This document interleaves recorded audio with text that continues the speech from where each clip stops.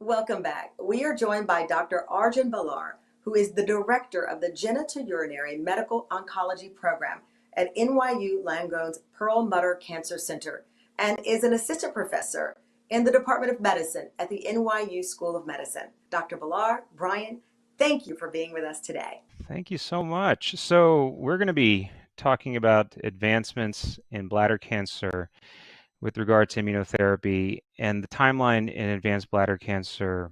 Really begins in the 1970s when we first started using intravesical BCG. It demonstrated activity in non-muscle invasive bladder cancer, and many of my urologic oncology colleagues will tell me, listen, guys, we were the first ones to develop immunotherapy in bladder cancer, and they are right for saying that. And it demonstrated significant activity based mostly on generating a localized immune response. But then for the next 30 years, we really didn't see much activity, at least with regard to new immune therapies. We use platinum-based chemotherapy, especially for people with muscle invasive and metastatic or advanced bladder cancer. Sobering data, it extended survival. It was beneficial to patients, but it was not a cure. At least not for the majority. There was probably a subset of patients for whom it was a potentially curative treatment. But for the vast majority, it was not. And then in 2016 and moving forward, we had breakthroughs, really, leveraging some of the major advancements beginning in the early 2010s with checkpoint antibodies, with the phase 1 trials first being tested in all solid cancers, but many of the first insights and developments in advanced melanoma, and then slowly but surely we started testing these checkpoint antibodies in other cancers. Bladder cancer, was eventually going to be tested, and frankly, we found some really promising trial data in 2014 with the first phase 1 trial for atezolizumab, and then 2016, the first accelerated approval for atezolizumab in 2016. It was the first FDA approval in 30 years. It was an incredible advancement. And then 2017, it was the first positive phase 3 trial in over 15 years. It showed a survival benefit for pembrolizumab. Shortly thereafter, nivolumab, avelumab, and durvalumab were approved. And these were all checkpoint inhibitors that targeted the same PD-1 pathway, so PD-1 or PD-L1 antibody.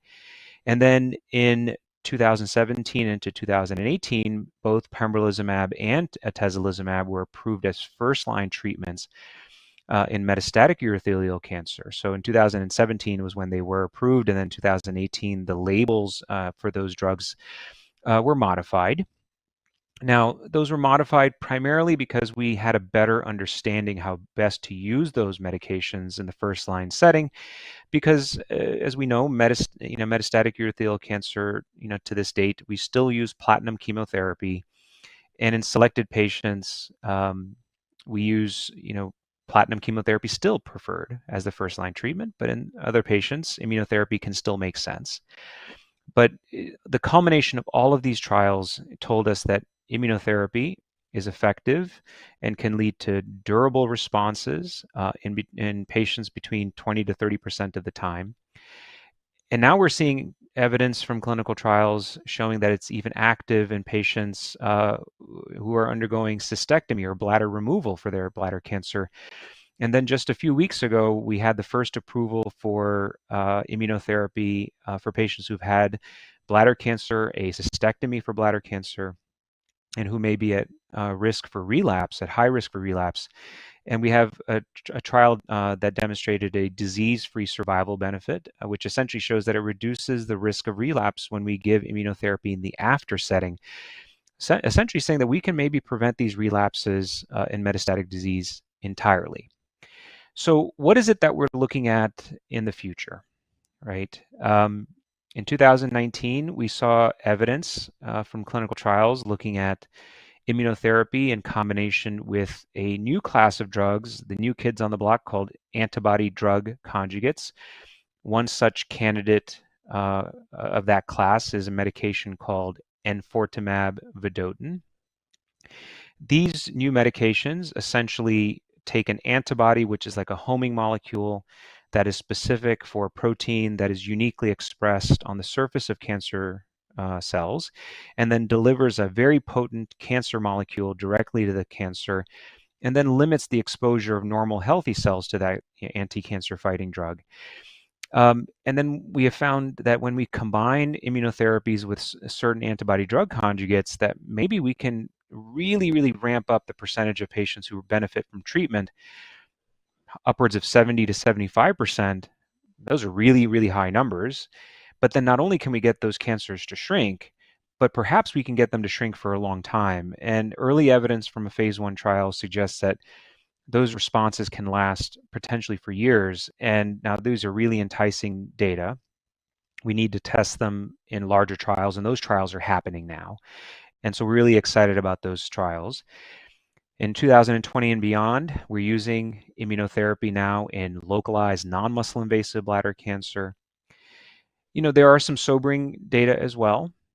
When we combined chemotherapy with immunotherapy, we found that it wasn't as beneficial as we had hoped. Much like what we see in lung cancer, we don't see as much benefit as we don't see that benefit in lung cancer. We don't see as much as that benefit in bladder cancer. But however, if we use immunotherapy shortly after chemotherapy, that seems to be quite beneficial. So really, what we're understanding is that immunotherapy clearly is extremely important in the treatment of bladder cancer. But over the years, what we're teasing out over the last couple of years is exactly what the right sequence is and what right combination, et cetera, what are the right partners.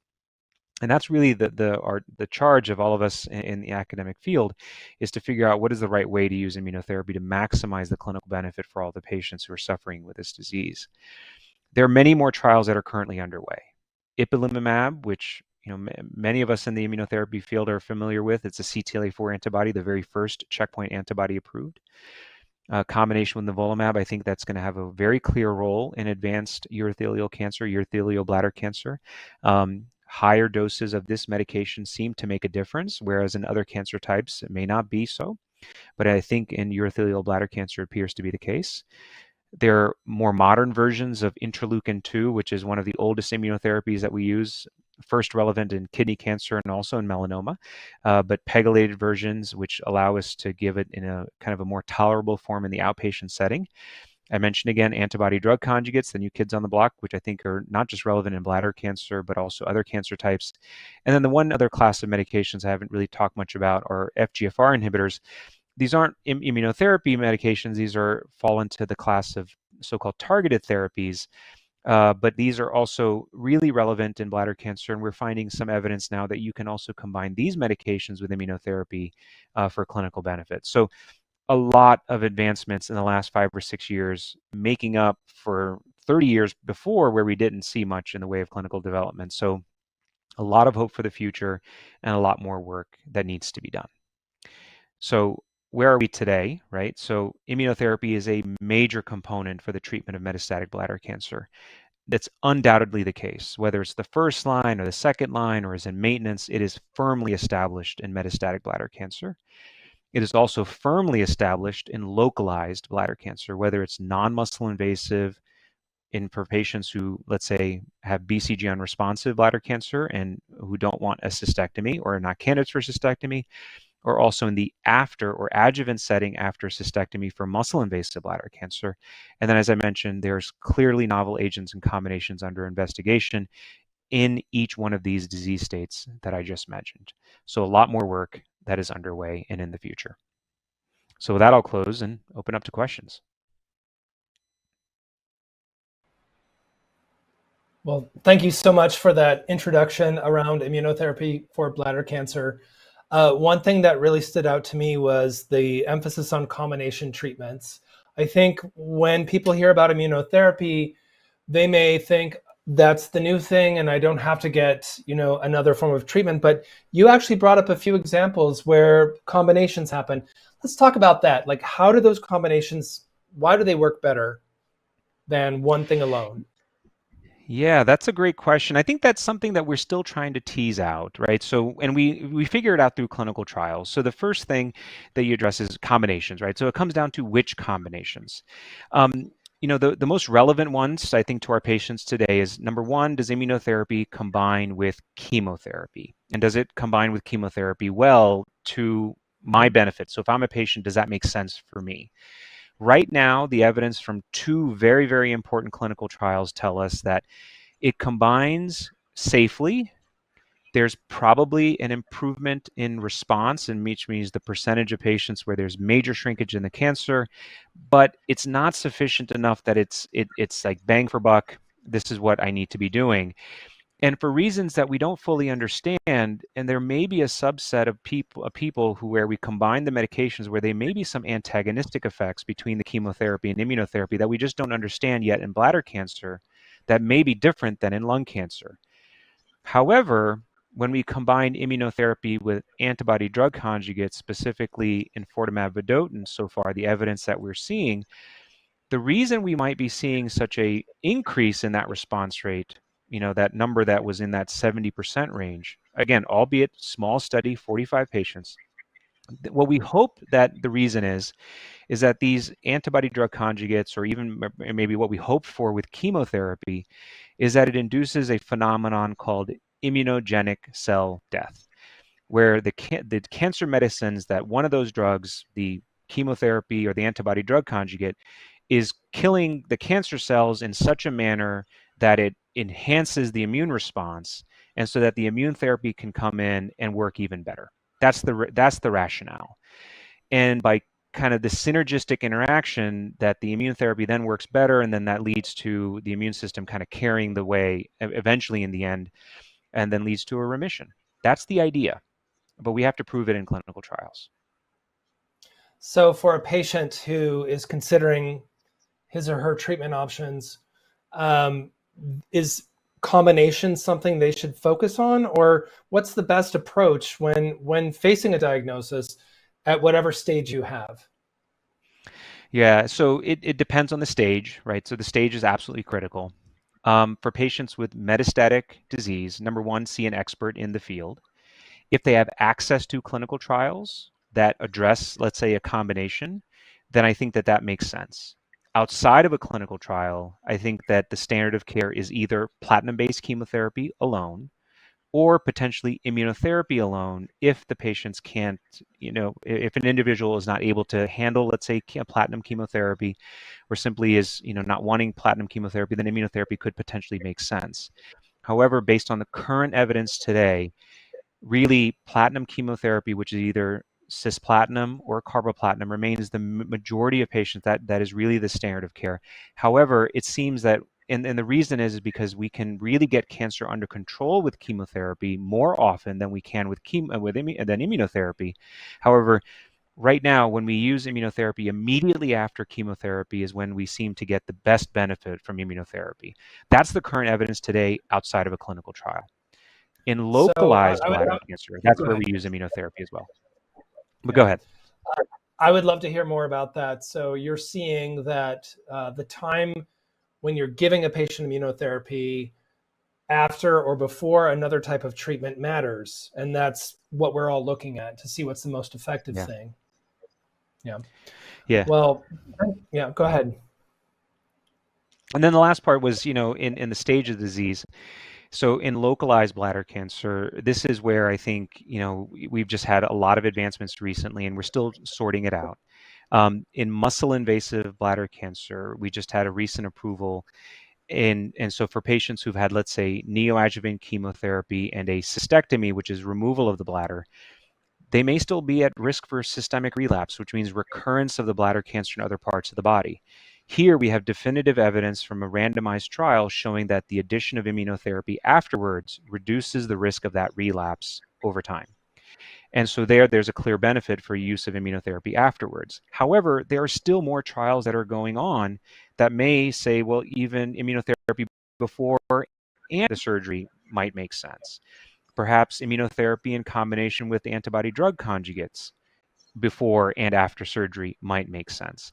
And so while we have certain approvals that have happened now, there's so many trials that are happening. And so the data that I might tell you about today, at the next CRI conference next year in 2022, I might tell you something completely different. That's the science is moving very, very quickly on this. So that point is very well heard. You talk about recurrence and administration of immunotherapy to prevent or lower the risk of potential recurrence. I would really like to hear more about that. What is Yeah. effective and what's not? So the systemic immunotherapy is given in the after setting, and so that's trial was Checkmate 274, right? And that study looked at the treatment specifically was adjuvant nivolumab, and it looked at a group of patients who received neoadjuvant chemotherapy before cystectomy for muscle-invasive bladder cancer. And the story in this specific clinical scenario is that if that cystectomy specimen, which is the cancer specimen that's removed, still has cancer in it that is invasive, the likelihood of systemic relapse, which is development of cancer in other parts of the body, like the lymph nodes, the lung, and the liver, and the bones, and other scary parts, can be as high as 60, 70% or more, depending on how much actual cancer is in the bladder and the lymph nodes. And so, and up until recently, we would have that, information from the pathology specimen, inform patients and say, listen, this is what we have. But there wasn't anything we could do about it, frankly. However, now with this information from this trial, what we now have is definitive evidence showing that if we do the standard of care right now should be neoadjuvant chemotherapy, surgery to remove the bladder, and if there is persistent muscle invasive cancer, the addition of immunotherapy reduced the risk of systemic relapse by essentially 20 to 30%. That's where the hazard ratios demonstrated over time is that we can actually reduce that risk. Can you briefly explain to our viewers the difference between neoadjuvant or adjuvant setting? What does that mean? Yeah. So, the medical world is full of a lot of jargon, right? So we use adjuvant to mean after and neoadjuvant to mean before. Why is it that we don't just say before? I don't know. You tell me. But so we use neoadjuvant to say before definitive local treatment for a cancer. So let's say for breast cancer, it would be breast surgery. If it's colon cancer, it's colon removal. And for bladder cancer, let's say it's, bladder removal. And so it's neoadjuvant would be any treatment that's given before that bladder removal, and then adjuvant treatment is any treatment that's given afterwards. Thanks for that clarification. We have a question coming in from one of our viewers about how does this person know, or how do the doctors know that he or she may be more responsive to immunotherapy than other patients with bladder cancer? Yeah, that's a phenomenal question. I think that's a question that unfortunately we still don't have a really great answer for. And I'll tell you that is not for a lack of trying. So what we have done over the years is try to measure different proteins in the tumor specimen, in particular PDL1. And that's a protein that we can measure more readily using different antibody stains. And so we can sample a tumor specimen, measure the amount of that protein that's present. And, to some varying degrees, studies have shown that the more of that protein that is present in the tumor specimen, the more likely that that cancer specimen and, the patient who has that cancer is going to respond to that immunotherapy. But what we have found is that through, subsequent, more rigorous testing, that protein level and the subsequent correlation to response to immunotherapy has been inconsistent. And I think the reason we're finding that out is because the immune system is extremely dynamic and we can't really measure it in a static environment. And so we've tried other gene expression signatures and other things as well, but it seems to be less consistent. There are other clinical factors as well. So short answer is that we don't have yet a reliable measure. And so we use a lot of clinical judgment. We use a lot of randomized trials. We also compare it to what other standards may be out there. And many times it's a gestalt and clinical judgment that drives a lot of our decision making right now. I've heard again and again in the course of this summit series from CRI, but also just in speaking with patients who've been treated with immunotherapy or other types of treatment for cancer, that it really does come down to the individual. And in a way, like every case is unique and different. Are you seeing at least broad strokes? You mentioned this PDL1 as a potential biomarker. But are there other things that give you a sense when treating a patient that, this may or may not work, or How do you even approach that? Yeah. So it boils down. So I will tell you that that is a decision that I will try to summarize by simply saying that that's a decision I often make kind of in the room. It's between myself, the patient. It's a gestalt of the patient, the blood work, what the CAT scans show, our personal preferences about treatment, where they are in their lives, right? Where they are in the course of their treatment, what other options and treatments they may have. Even somewhat mundane things in the grand scheme of things, like how far are they traveling from, home to their treatments? What social support systems might be in place, or do we live alone? Is there, what access to care might there be if they develop side effects from a variety of different treatments that we're considering? So a lot goes into it. But when we boil it down, if I were to try to simplify it as best as I can, in metastatic disease, where I think that's where some of our treatment decisions are really challenging, it really boils down to first line or second line and beyond. In the first line setting, we have clear choices. It's either platinum chemotherapy or immunotherapy. And so far, the evidence tells us that outside of certain situations, really we should be using platinum chemotherapy because that seems to benefit most patients. However, there are certain scenarios where I might use immunotherapy, where the safety of platinum chemotherapy might be a real challenge for the individual. Or the clinical scenario might present itself that immunotherapy really has a good chance of working. The cancer is limited in its scope. It's limited to the lymph nodes. It's not present in extensive form. It's not progressing quickly, and there are not a lot of symptoms related to the cancer itself. In those scenarios, immunotherapy is more likely to work. If the cancer is progressing very quickly, really we have to use chemotherapy, a blunt tool. In second line and beyond, immunotherapy has been shown to be beneficial and is better than single agent chemotherapy in most patients. And that's where immunotherapy has to be something that comes toward the top of our list of choices. So what I'm hearing is every patient is unique and has his or her own circumstances. It sounds like a very complicated decision, right? That Yeah. someone should discuss with their oncologist and their healthcare team. How, just curious, I mean, how do those conversations go? When someone is learning about a diagnosis for the first time, and let's say the disease has progressed, how do you embark on that conversation? Yeah, I mean, I think that I think with experience and time, my conversations have changed a bit, right? There was a time, eight, 5, 6 years ago, maybe a bit longer, where they were more directed and more limited in scope because we didn't have a lot of tools available to us. We had chemotherapy and then more chemotherapy. Um, and unfortunately, when you have not a lot of tools available to you, sometimes the conversations are brief and yet more sobering than you'd ever wanted them to be. But now they're much more hopeful, and it's because we have a lot of tools available to us, and we have a lot of trials. And our trials are now really, while I've talked about standard of care, whether it's platinum and immunotherapy, at centers like where I work and other academic centers where we have access to studies where we were really pushing the edges of immunotherapy and combinations, et cetera, where I steer most of my patients toward clinical trials, which are really using immunotherapy as kind of the backbone, and we're combining other agents on top of it, where we're seeing much more promising outcomes, where we're seeing responses, deep responses that are lasting for potentially years.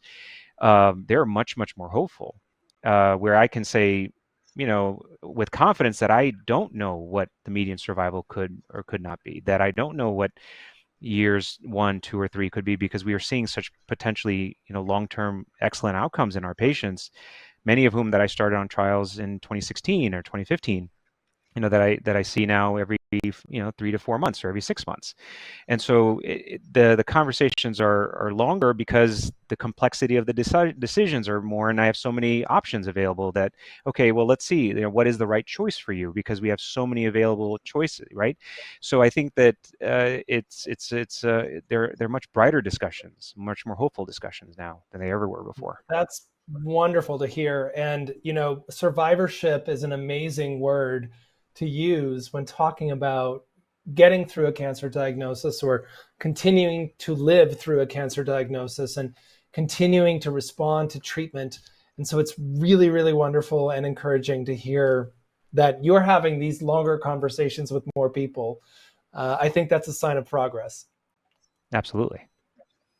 So I do have another question that are coming in. These questions are coming in live right now.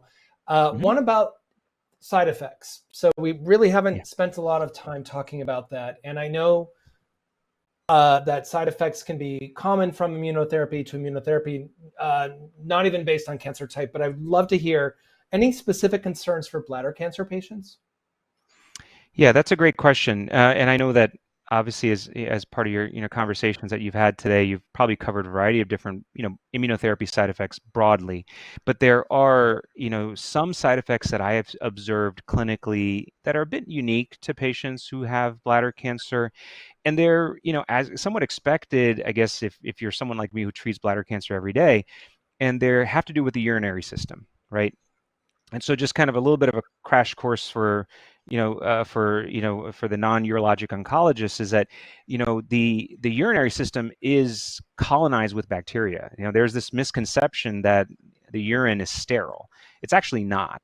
There is a urinary microbiome. There are normal bacteria that should be present within the urinary system, usually in very low quantities. So under normal conditions, we're not able to culture urine for those bacteria. That's why if you get a urine culture, it doesn't grow anything. But if you were to throw a lot of culture media into there, you could actually grow it. Why am I describing this? That's because when patients develop bladder cancer, the microbiota change, and they actually become much more pathogenic type of bacteria. And what I've seen is that when we start immunotherapy in some patients, I've seen more UTIs in a quote unquote sense. And I think the reason I see more of those in patients starting immunotherapy, I believe, and this is my thought, is that because the presence of the immunotherapy activates the immune system and perhaps to some degree within the bladder, and kind of agitates the bladder. There's local inflammation, and the symptoms of activating those bacteria and the interaction between the bladder mucosa basically simulates the symptoms of a UTI. And though some patients need antibiotics, sometimes within 1 or 2 weeks of having started immunotherapy. So I've seen that a bit more often. The other thing that I've seen is that patients who develop bladder cancer are often smokers. Right, they're most often smokers. It's the most common, one of the more common smoking-related malignancies, and so watching out for immune-related pneumonitis. Not that they're necessarily at higher risk for immune-related pneumonitis, but the ability to handle it and to be able to physiologically handle some of the consequences of it, you have to monitor our patients much more closely because the cardiopulmonary reserve, that's what I describe, is the ability to withstand the effects of it. We're much more careful about monitoring our patients on immunotherapy because of that risk of pneumonitis. So you're saying pneumonitis sounds like an inflammation of the lungs. That's a potential autoimmune response or autoimmune related response. So that is something that doctors and patients will want to be aware of if that's happening. Yeah, Is that correct? exactly. Yeah. It doesn't happen often, at least with single agent immunotherapy, where we're just using one of the immunotherapy drugs, like a PD-1 antibody, like nivolumab or pembrolizumab. Significant events, 3, maybe 4% of the time.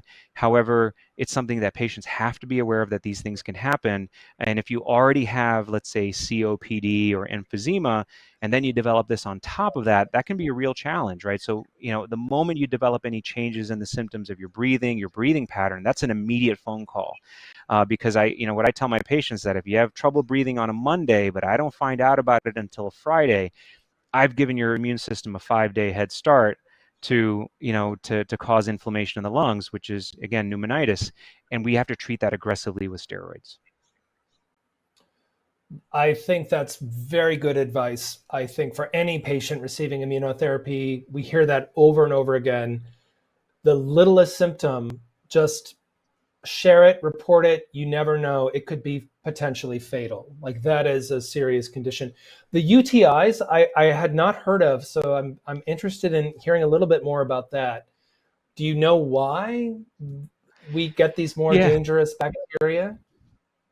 Yeah, so I think, once a bladder tumor develops, it exposes the underlying tissues below the urothelium. It disrupts the entire anatomy of the bladder mucosa. And so like biofilms develop. Biofilms are, basically, normal mucosa that, not normal mucosa, but abnormal mucosa where bacteria would like to basically attach and adhere to. Once those bacteria attach and colonize, they are basically impossible to get rid of. And so these are, classic gram negative. These are a type of bacteria that commonly cause urinary tract infections. Basically, stick on, to the sides of bladder tumors and are very difficult to eradicate. This is, by the way, many times why patients who initially develop or have symptoms, or who eventually get diagnosed with bladder cancer, initially have symptoms of recurrent urinary tract infections, get antibiotics, those symptoms resolve, and then they keep coming back. And then eventually they find out that the underlying reason behind all of this was a bladder cancer. So this is a very common scenario for patients who are ultimately diagnosed with bladder cancer. Now, that's not to say that everybody who has recurrent urinary tract infections has bladder cancer. That's the rarity, right? But that's an often a common presentation, underlying story. Is this something that you discuss with your patients before putting them on immunotherapy? Like this is a risk, or how prepared are Yeah. patients for side effects? Well, everyone in our clinic, and certainly our nurse practitioners, do as well. Say, listen, when you're first starting the first day, if within the week you have symptoms of urgency or frequency or cloudy urine, etc., call us immediately. You may have this. We start you on antibiotics, and you're going to be okay. Well, that's good. We are almost out of time, but I do want to ask another question we're getting from one of our viewers about resistance to immunotherapy. Can a patient respond well and then not respond? And then what happens? Yeah, so we do see this, right? So eventually patients can have a partial response or a complete response, which means, some of the cancer shrinks or sometimes it disappears completely, but then later on it could relapse. And what that means is that, a portion of the cancer develops what we call immune escape. And there are some, really interesting studies that have shown that a mutation such as in genes like JAK2 may be associated with it. What that means is that we have much more work to do to understand, what are the key other drugs or other checkpoints or other things that we need to do to address this, and that's why we have clinical trials. Well, all we can say is thank you for doing what you do and for advancing the science through clinical research and looking at all the available data and just doing what we can do to get more bladder cancer patients to survive. So that is, thank you so much. We have to wrap up. I'm so sorry if we weren't able to get to the questions that you submitted. Don't worry, Dr. Balar will be sharing answers via the Cancer Research Institute blog.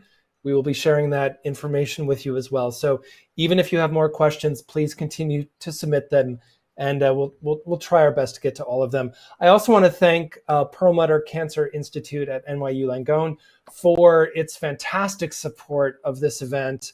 You're not only an excellent cancer treatment center, but you're a great friend of Cancer Research Institute and helping us to get the word out about these important advances in immunotherapy treatment for bladder and many other types of cancer. So thank you again for that. And finally, at the end of this session, you'll see a poll pop up.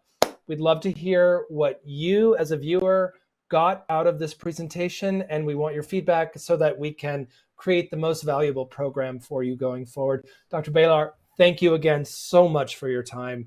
And to all watching, thank you for joining us today at the second virtual CRI, Cancer Immunotherapy Patient Summit. It is so wonderful to have all of you here with us. Thanks for having me.